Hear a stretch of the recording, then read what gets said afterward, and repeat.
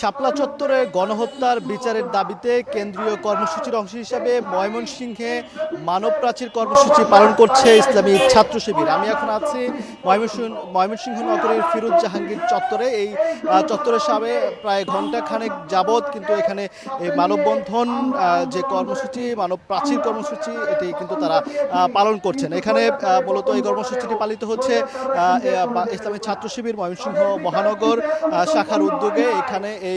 এখানে কিন্তু জেলার নেতাকর্মী, পাশাপাশি বাংলাদেশ কৃষি বিশ্ববিদ্যালয়ের নেতাকর্মীরাও এখানে রয়েছেন। তারা যেটি বলছেন যে তারা প্রশ্ন রাখছেন যে 5 আগস্ট ছাত্র জনতার আন্দোলনে শেখ হাসিনা পালানোর 8 মাস পেরিয়ে গেলেও এই শাপলা চত্বরের যে আলেমদের যে নির্মম ও নিষ্ঠুর গণহত্যার বিচার প্রক্রিয়া কেন শুরু হচ্ছে না, এমনটি তারা প্রশ্ন রেখেছেন। এবং নেতারা দাবি করছেন যে গণহত্যার সাথে সংশ্লিষ্টদের বিচারের মুখোমুখি এখনো যে উদ্যোগ এখনো পর্যন্ত সরকার নেয়নি, সেটি যেন দ্রুত উদ্যোগ নেয়। পাশাপাশি অন্তর্বর্তীকালীন সরকারের 9 মাসেও স্বাধীন তদন্ত কমিশন গঠন করে নির্দেশদাতা, নেপথ্যের কারিগর এবং সরাসরি হত্যাকাণ্ডে জড়িত যারা এই শাপলা চত্বরের যারা গণহত্যায় যারা জড়িত তাদেরকে বিচারের আওতায় এনে তাদের শাস্তি নিশ্চিত করতে হবে, এমনটি আসলে তারা বলছেন। তারা সেই সাথে শুধুমাত্র এই শাপলা চত্বরের যে গণহত্যা, সেই গণহত্যার পাশাপাশি তারা কিন্তু আরও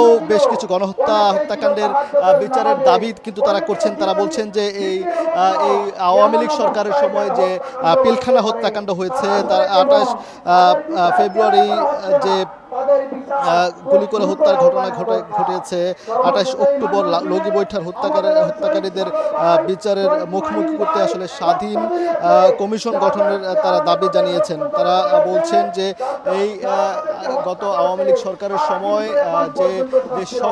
যে শুধুমাত্র এই শাপলা গণহত্যা সহ সকল গণহত্যা সবশেষ এই 24 জুলাই অভ্যুত্থানের যে গণহত্যা চালানো হয়েছে, সেই গণহত্যার বিচার দৃশ্যমান করার দাবিও তারা তুলছেন। কিন্তু আমরা দেখতে পাচ্ছি এখানে বিকেল 4টা থেকে আজকের এই কেন্দ্রীয় কর্মসূচি যে মানব প্রাচীর কর্মসূচি, সেই মানব প্রাচীর কর্মসূচি কিন্তু শুরু হয়েছে।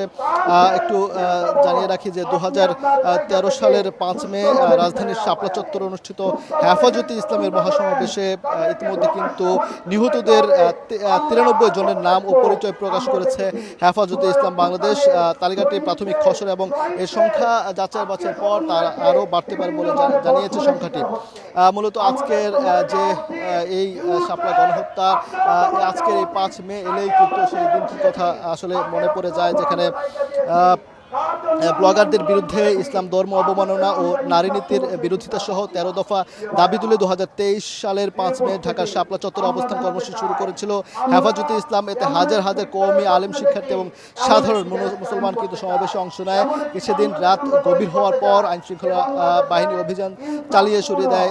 তাদের অভিযানে ব্যাপক গুলি, সাউন্ড গ্রেনেড ও টিয়ার শেল ছোড়া হয়। হেফাজতে ইসলামের দাবি, ওই দিন অসংখ্য মানুষ নিহত হয়েছেন। এর মধ্যে কিন্তু গতকাল 93 জনের নাম পরিচয় প্রকাশ করা হয়েছে।